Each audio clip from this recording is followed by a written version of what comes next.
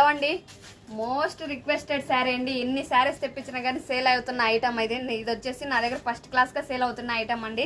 Only 580 rupees మాత్రమే. డోలా పట్టు fabric అండి. మొత్తము జర్రీ థ్రెడ్తో అయితే కవర్ చేశారు. మనకు బార్డర్ ఫుల్ అయితే జర్రీ థ్రెడ్తో వస్తుంది. ప్రింటెడ్ అయితే ఏం లేదండి. శారీ ఫుల్ ఆల్రౌండ్ అయితే చూపిస్తాను చూడండి. ఇది వచ్చేసి బ్రౌన్ అండ్ వైట్ కాంబినేషన్ అండి.